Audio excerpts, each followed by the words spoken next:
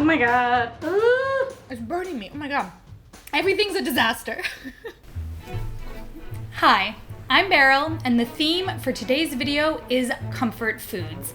And you might be thinking, Hey, didn't you already do comfort foods? yes, but it was like a really, really long time ago in YouTube years, so I thought it was time to do it again. The artist that you see behind me today is V Doe. She's an amazing illustrator based out of Toronto who has kind of like this cool retro vibe. She does amazing line work. I just love the colors that she uses. And fun fact, I do have a postcard club on Patreon, and this month we used her art, so everybody got a little print. Today's episode is actually sponsored by BetterHelp. It is an online counseling service, and I thought that this was a really great partnership because for me, food is a kind of loaded topic, and I think for a lot of us, food comes with some struggles. And it was actually only through therapy that I was able to really learn to look at food as community and as love rather than something that I needed to be at battle with. Oh my goodness. What? It's not a crisis line, it's not self-help. There are actually over 15,000 licensed professionals that you can connect with across the entire globe. It's actually a lot more affordable than traditional counseling, and there are payment plans available if it's something that you're interested, but you can't afford right now. I know that therapy isn't for everybody, and there are a lot of ways that all of us cope with things that are happening around us, but if you are interested, BetterHelp is a really easy way to start that process. There's a special offer for you guys. If you are interested, you just go to BetterHelp, that's HELP.com/Beryl, and it'll give you 10% off your first month. So with that, let's start making some foods to make us feel warm and fuzzy inside. Let's get cooking.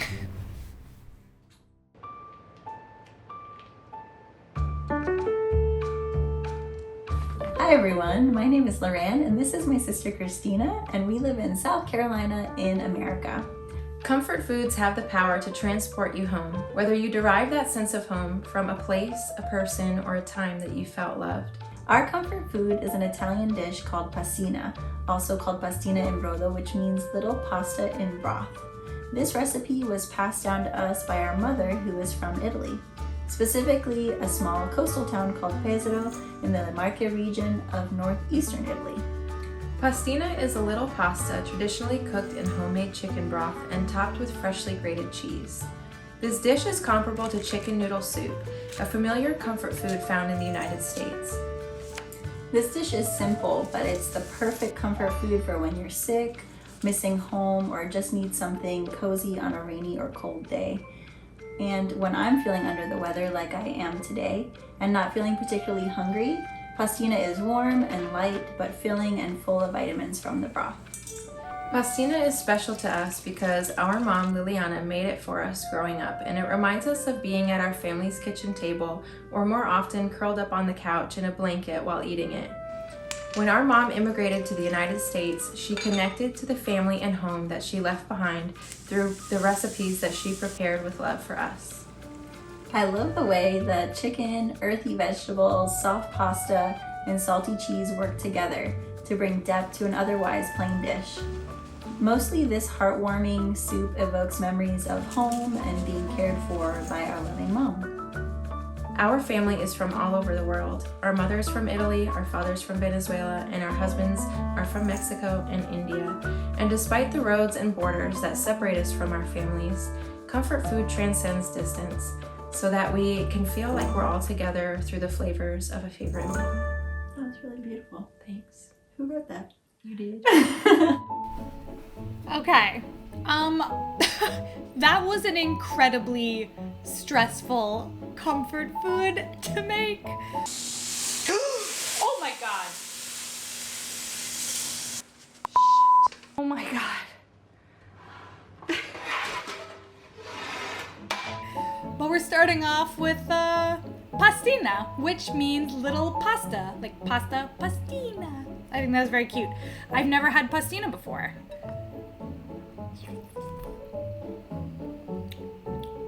Whoa. I mean, honestly, it's my chicken stock. I was gonna go with a shortcut and just buy the chicken broth, and then I was like, well, what kind of video is that? Just watching somebody boil pasta, so I was like, I'll make the chicken stock. When I was making my stock this time, I left the skin on the onions, which was something I learned when I was making the escalivada from my summer dishes episode. I really feel like it made a difference, honestly. This is one of my best chicken stocks I've ever made. Honestly, minus the fact that like everything exploded in my kitchen, this is very comforting and like rich and creamy, and the Parmesan cheese gives you like a little bit of salty tanginess. I really, really like this. You don't even really have to chew it. If you've seen this before at your grocery store and always walked past it like I have, I would definitely recommend trying it.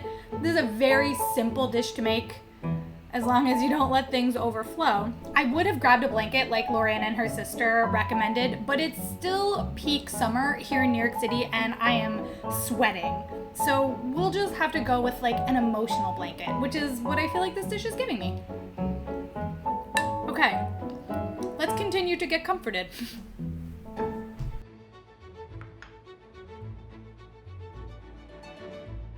Hi, my name is Aida. I live in Piracicaba, São Paulo State, Brazil. I'm here for my comfort food. Comfort food is that food that makes you happy. That is pão de queijo.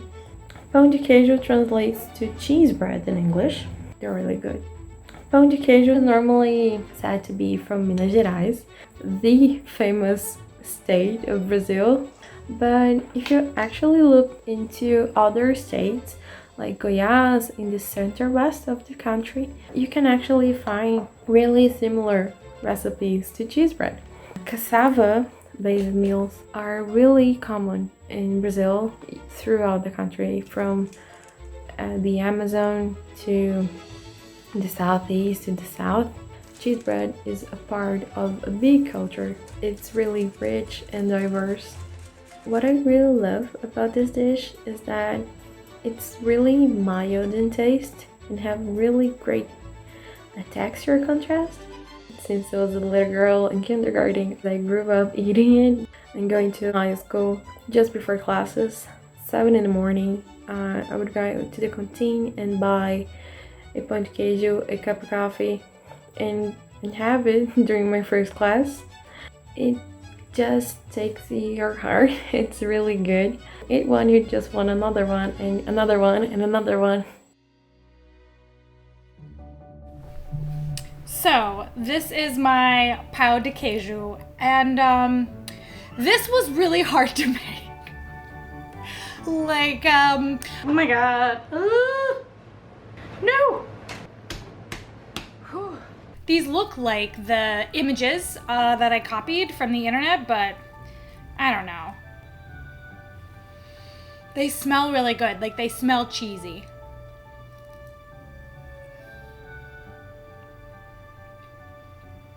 It tastes good.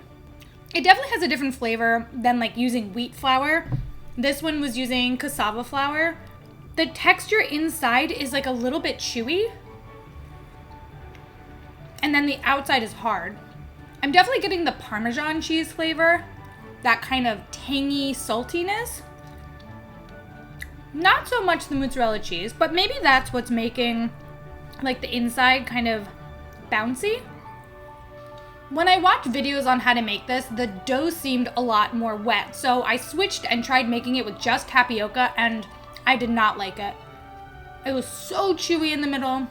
One thing that I wanted to say that, like, I don't know how many of you know this, but when I'm making these dishes, I'm making them for the first time, usually on camera. I'm not like practicing, and so the mistakes that I make, I think would probably mimic the mistakes that you would make if you were trying it as well. Just because, like, I'm not a trained chef. I'm just like a girl with a kitchen, and a kitchen without gas for that matter, but that's neither here nor there. Anyway, the point is, you know, anybody who's gonna leave comments on how I can do these dishes better, I am super open to them because I'm no expert.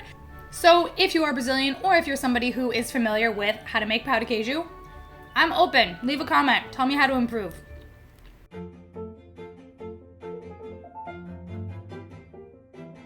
Hi, my name is Nakia. I'm in Seattle, Washington. Comfort food to me is something that makes you think of home. My comfort food is baked macaroni and cheese.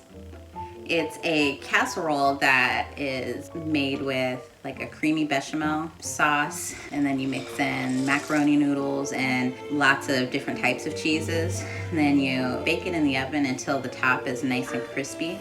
Most of the time, we don't even let it cool off in my house. We're scooping it out and trying to put it on plates as soon as it comes out of the oven. The thing that I love most about this dish is the crunchy top. It's nice and like crackly. Sometimes you can add breadcrumbs if you want. Usually I'm okay with it just being just crispy, crunchy cheese.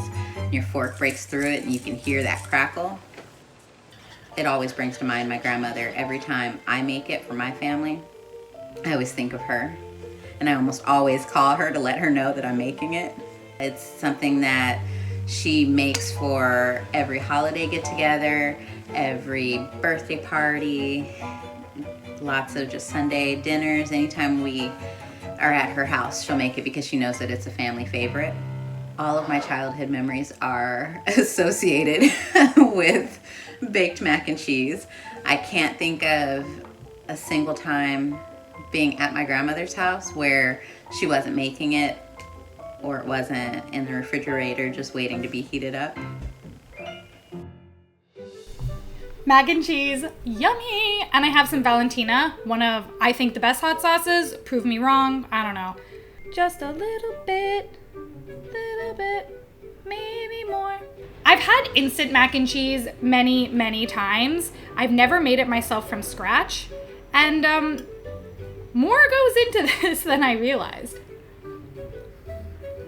I mean, this is like 10,000 times better than instant mac and cheese. Yum. Nothing says comfort food like baked pasta with cheese. I feel like cheese is a common theme in, actually, pretty much all of these dishes. We really like cheese, huh? It's because it's fatty. Fatty foods are comforting. Wow. So Nikia's recipe is amazing. The crunchy top, like, you know that that's good. The corner pieces are my favorite. I think it's because like you get so many crispy sides. I just like the crispy parts. I know that mac and cheese is definitely like a classic American dish, but I wonder, like, do you guys have versions of this in your countries that add local flavors? Oh my goodness. I like ate the whole thing already. How long have I been talking? Not that long. That slice of mac and cheese was too small, so I'm gonna eat a little bit more, but just like not on camera. This was very good.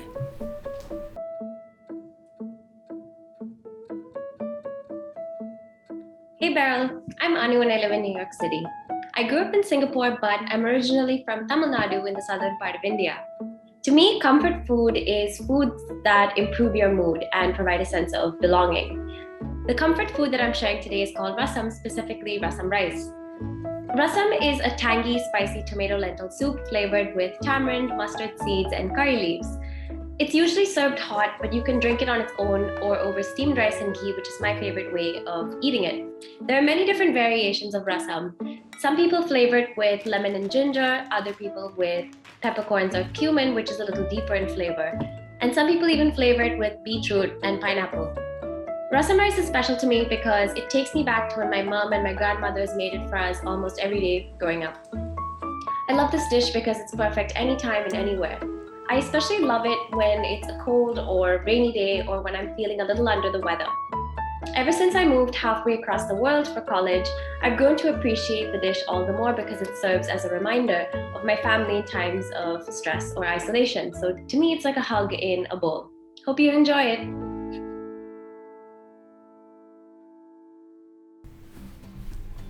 Okay, I have my rice with rasam, and I wasn't sure how you were supposed to plate it, so I just did what I thought looked pretty. It smells really good, and I actually liked how easy this was to make. We only had one mistake, burning myself while I was tempering the spices. God dang! That's pretty typical, at least for me. Yeah. This is so good. It's so... Whoa. This is something I've never had before, and when I told Rajat that I was making it, he was like, oh, yeah, that's comfort food. That's comfort food. It's tomatoey, but because this is an Indian spice dish, there's so much flavor going on, so it doesn't just feel like a tomato soup. The curry leaves, I think for me, like, I just really love curry leaves, and I want to just like keep them open in my kitchen at all times because I just think the smell is like intoxicating. I feel like warm weather or cold weather, this would be really good. I mean, it's hot right now and I'm digging it. What is happening outside today? There's like 30 buses outside my window. When it comes to the spice for this, obviously I bought it pre-made. There's a famous brand that makes it, MTR, if you're looking online. This is obviously about to be a really silly statement, but I'm gonna say it anyway. I'm just continuously surprised by how much I just don't know. Like, we all live in kind of our own food bubbles, and I hope one of the things that you can take away from this show is that there is a lot of room to step outside those bubbles and try new things, because there might be flavors that you like and you can find them replicated in other cultures and find dishes that you will love. If you like tomato-based dishes, like, this is a beautiful and easy dish to replicate. So, okay, next dish.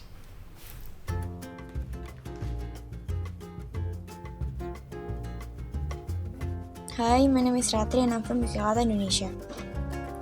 My comfort food is bubur ketan hitam. It's a basic dish of Indonesia. It tastes sweet and savory at the same time. The porridge or the bubur is from dark glutinous rice cooked with sugar for a couple hours. And the soup or the kuah santan is from coconut milk cooked with salt, sugar, and pandan leaves. So it tastes savory and has a really nice smell.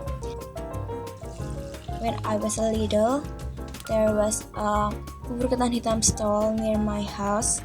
So when I got hungry, I just had to buy that, and it just brings my childhood memory back. Comfort food means food that always brings the good old memories back and give me a hug when I feel sad or something like that. I chose this because it's just a very simple dessert, but it has a very wonderful taste and texture. You guys should try this because you will know how good the crunchy but chewy texture from the porridge, and you won't regret for trying this. Okay, so this is a black glutinous rice pudding, which I thought was actually a little hard to make. I ended up putting cornstarch in to try to get it a little thicker.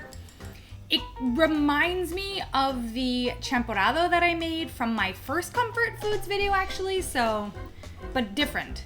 This is definitely different.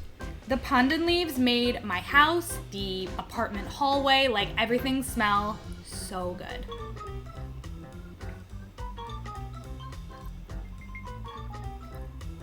Oh my.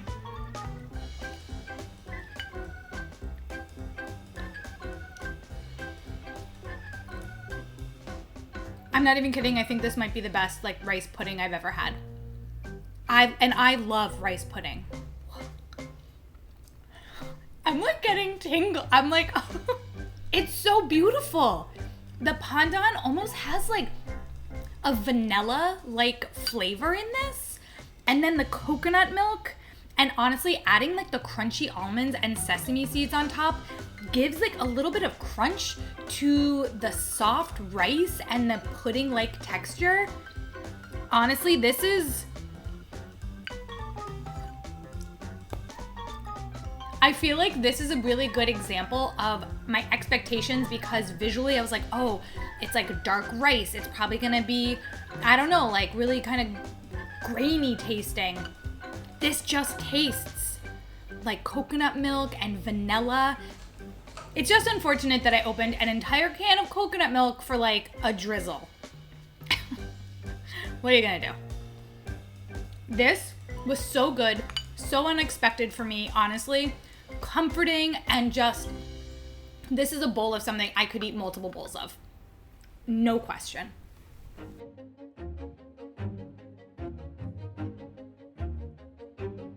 Hi Beryl, my name is Lena and I live in unceded Wurundjeri country, also known as Melbourne, Australia. My comfort food is a jaffle. Jaffles are very similar to toasted cheese sandwiches, but the main difference is the implement that you need to make them, because it's not a jaffle if you just make a toasted or grilled cheese sandwich. Those are different. And you can make stuffings for your jaffle any kind you like. It's really good to put in your leftovers, but the most simple kind of jaffle you can make is just cheese or tomato, ham, or Vegemite if you have some Vegemite left over, which I think you might.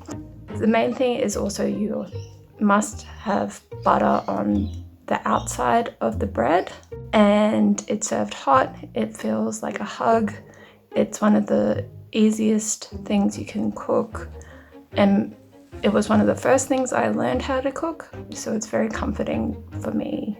What's really special about these is it's a very joyful, nostalgic dish for Australian children.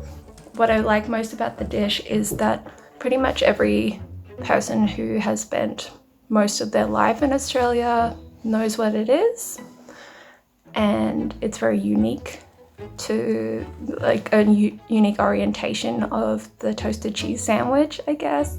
The most recent time that I made a jaffle, I was camping with my friends. I cherish that memory quite well at the moment because we're experiencing our 6th lockdown, and making those kinds of plans seems nostalgic and comforting. So I recommend it to everyone, and it's a little bit of Australia that's comfy and nostalgic, even though you might not have those memories that we do. Okay, we are ending the video with some jaffle. Whoa, a plate full of jaffles. The last time I did an Australian dish, everybody commented that I should have done a jaffle. So when this came up, when I was looking for comfort food dishes, it was perfect. I made 3 because I got very excited about the idea of using my leftovers. So we actually even have leftovers from the earlier part of this episode in one of these. I think this one. And then one, of course, was filled with pickles. We're gonna start with the one with Vegemite and ham. Oh. Yeah, this is a far superior grilled cheese sandwich. I love how it is sealed on the sides like a little pocket. It's burning me. Oh my god. Everything's a disaster. Okay, let's try mac and cheese. A mac and cheese sandwich is, I never knew I needed this. Okay, the last one here is the pickle one, which I think is gonna be my favorite, because hot pickle sandwich.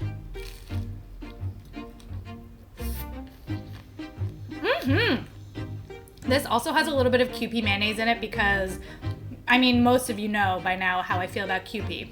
I love it. Wow. I think the best part of this is that, like, it just becomes almost like a hand pie. This episode was fun. I feel like it might have been a little cursed. A lot went wrong. However, it was still really fun to learn about all of these new dishes. I'm continuously just like so impressed with how willing you all are to share your stories and your culture and your foods with all of us. It's just the best. So I want to thank you all again so much for being here, and I will see you all in my next video.